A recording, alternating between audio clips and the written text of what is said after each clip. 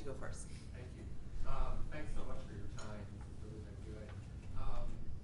You know, since the very beginning when we started doing this work, what we would hear most often when we went into facilities was, there are no gay people here. And, you know, all you have to do is take a little stroll to find out that not very deep work. But, you know, I'm wondering with the Department on Aging in DC and your center, it's hard to believe that an entire department on aging wouldn't have any gay people on staff. They do. So, No, they do. I think it could be more systemic in that if they are there, they don't feel safe to come out and say that they're there. No, no, the two folks that are on senior staff are out and gay. So, I wish it were, they didn't feel safe. I'm sure there are some staff, maybe that aren't in management, that don't feel safe, but the management does. And then we have a person that runs one of our north side centers who's out and gay. But I noticed that most of her advocacy is done on the outside. So American Society on Aging, NCOA, very, very out there on those issues. And you know, she's not trying to sugarcoat it at all. But again, a governmental setting is the framework you're dealing with. You know, let's also say that lived experience is certainly experience, and I would like to encourage folks that are in positions of hiring to think about lived experience the same way that we think about sort of other forms of education, but also recognizing that because you have lived experience or because this is part of your community, that doesn't make everyone comfortable or necessarily consider themselves an expert in doing that. And so that's also a lot of pressure to put on someone because you might be the only out person in an agency that you handle all the LGBTQ things, you know, and so also be really thoughtful about that the onus really should be on the agency to make sure that we're training folks so that folks do feel comfortable, so that a travesty like that doesn't happen. Thanks so much for that question. Yeah, I appreciate everything I've heard here, but as a gay man who loves men, one of the things I'm not hearing people talk about in this, especially today, is the subject of HIV. And how are your organizations dealing with those HIV positive people? You have some special need. I mean, I'm aging just the same as the rest of the panel, close to my age and stuff. But you know, HIV is this thing, this monster that's been in my face for 22 years. It was supposed to kill me 20 years ago. Yeah, I'm still here, and I'm dealing with it very well, I think. But how are these agents, how are you people dealing with it? We're not. So what I mean by that is nobody in my 15 years has said anything about HIV. We have a nurse who's been with us for 20 years. Nobody's come to her and said anything about it. So, but no. Hold on. Why don't you finish and then you'll get a chance to. That's my only point is we don't know. Maybe it's time you start. Well, that's been the whole premise of everything I've said today. Go ahead. Sounded like you had something to say. I would like to suggest that if it took you meeting a gentleman that worked with Bayard, that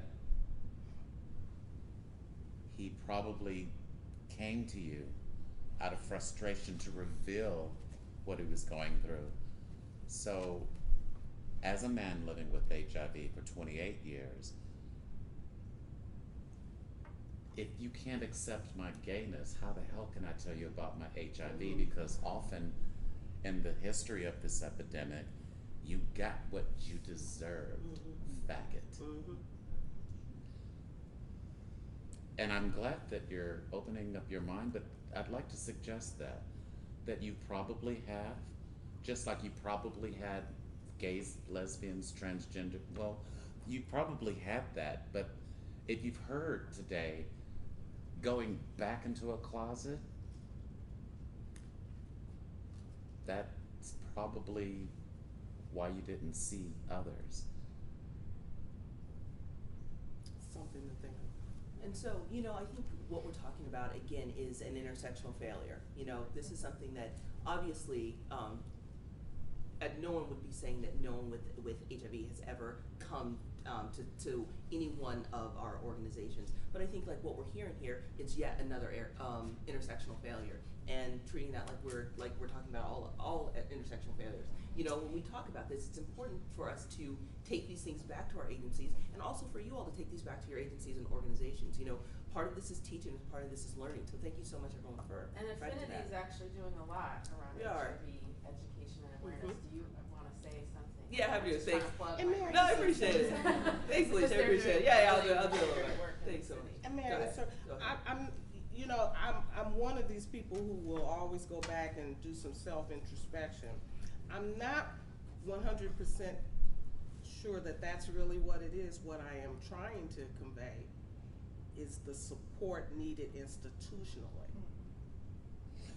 I wholeheartedly hear you and understand that. My mother still handed me a plate of food out the back of the window because I'm gay. I did not have the courage to tell her that I was HIV positive. Okay. So when you go through stuff like that, Mm-hmm. why would I want to reveal my status? No, I totally understand that. So I think that I'll just say, like I was saying earlier, for those of us that are living with HIV or who have survived it, we're dealing with that trauma. There's isolation simply with the aging process, Mm-hmm. compounded with HIV. That's sometimes unbearable. So if I need someone to help me live, why would I give them something that has made people hate me all of my life? Dig deeper. So one of the things that we do at Mary's House is that we're working to change environments. Because what you're saying is, I hear you and understand, and it probably is systemic, more than probably, right? So one of the things that we want to do is change environments wherever the person is, whether the person is in a nursing home or retirement center, going to a wellness center, going to your doctor. You heard me say about some gay men won't talk about being HIV positive to their doctor, which if it's a primary care physician, I would hope you would, but they don't feel safe doing that. So one of the things we are charged to do is to change the environment, and it can be as simple as, and we're working with our Office on Aging. They really will come through this. We're working with our Office on Aging. We have some advertisements that are in our city that encourage all ages to get tested for HIV. So we have these beautiful advertisements of people, older people, younger people. I got tested.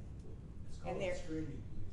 I'm sorry? Let's change the term from testing to screening. Screening, thank you, sir. Sounds a whole lot less violent, maybe. I We understand. screen for other illnesses, we Right. screen for diabetes, we screen for cholesterol issues, we should be screening for Screening. HIV. Thank you. I've just made the leap from pap smear to pap test. I'll do screening. Thank you. So one of the things we're doing is changing the environment we're in, that it's on the face of it. When you go in, you know that these people respect people with HIV, because we see these pictures of people I got tested, and the pictures look like me, right? So that's one of the ways that we're working on it. Go ahead.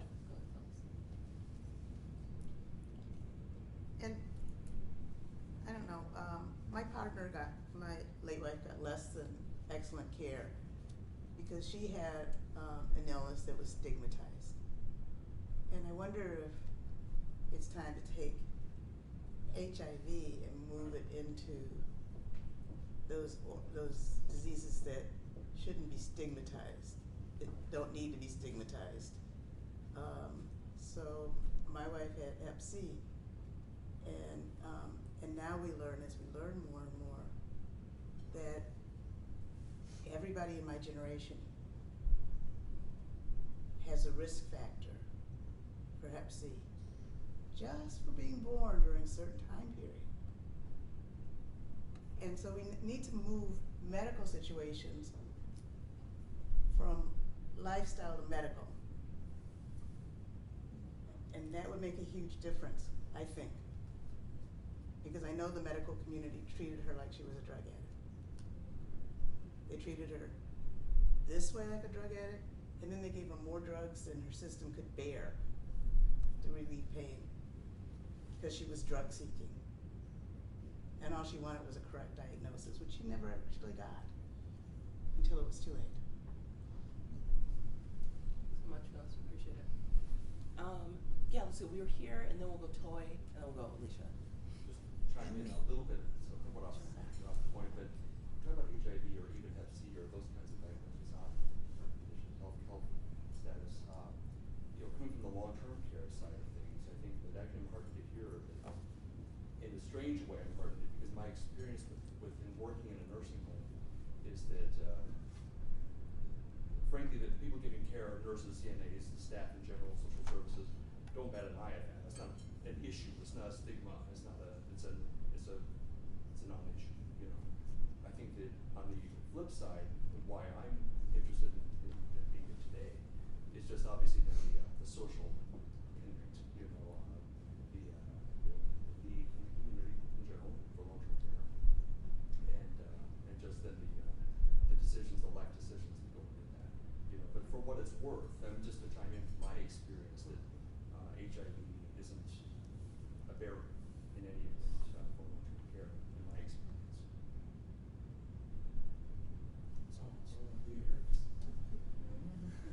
I want to thank you for saying that, Phyllis, about moving HIV from this horrible thing that everybody does not talk about to heart disease, diabetes, cancer.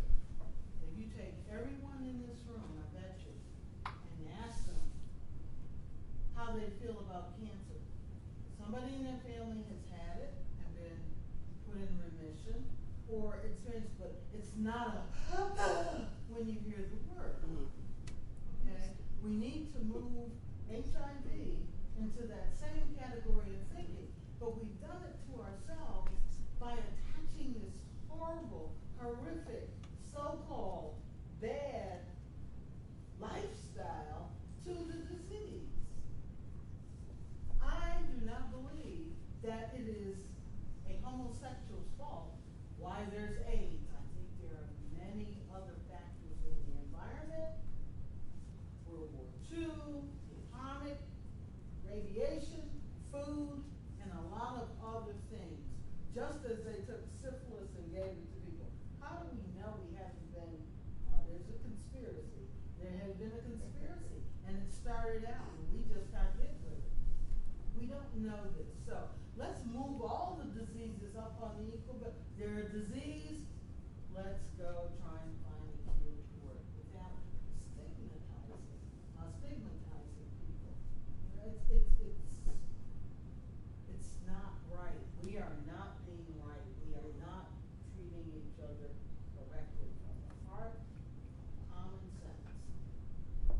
At the same time, I think we need to recognize that when AIDS came up, it was like getting a bullet wound that penetrated your heart very, very slowly. And there was certainty that if you got it, not only were you typhoid Mary, but you were also going to die. And that's a whole different ball of wax. It's sort of like the difference between breast cancer and lung cancer. Right. Where lung cancer is stigmatized, but breast cancer is not. Thanks so much. Alicia. Well, I will plug Affinity briefly, just that I want to thank Affinity for all the work around education, around prevention and staying safe and treatment in Black communities in particular, where folks are, more likely to lack medical care, good, medical options and resources, and particularly Black women, which is in this city, at least, and probably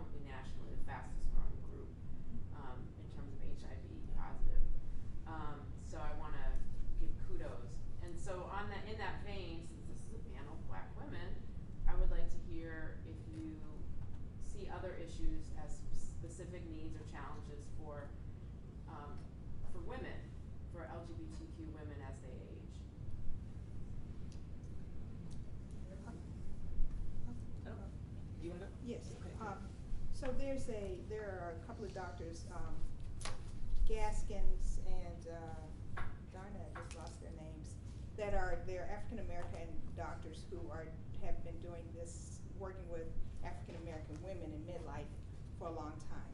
And they're doing some studies now with African American lesbians in midlife, and I'm working with them on that. And what they found is, for African American women, is obesity, diabetes, the same things that you find in the regular, not regular, but you find in, I can't say names. Oh, sure Yeah. you can. But the same things that you find for African American women generally, you find for African American lesbians generally. Those same kinds of issues. Well, so that's my take on that. But what I wanted to say is that, you know, as we evolve, it seems that things aren't so major. When I was growing up, if someone had cancer, you just whisper. That was a long time ago, but you just say, people say she had the big C. And I remember wondering what the heck the big C was. But now people get tested and screened for cancer, and they do walks and all this kinds of things for breast cancer, lung cancer, cervical cancer, all these things. So things seem to change. My brother died of HIV/AIDS, and there was no cure. People are living 28, 30 years now because we have made advancements. So I guess I'm saying all that to say that as a people, and as diseases wax and wane, they will come out of, the stigma is not as much. As a matter of fact, there's a dilemma happening in Washington, might be happening here too, that young people are trying to get HIV. That's universal.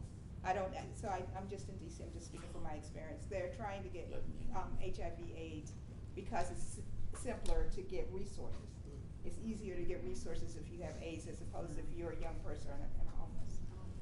Maybe what's not there yet is what's here, that you have to be damn near dead to get it, so don't go get it.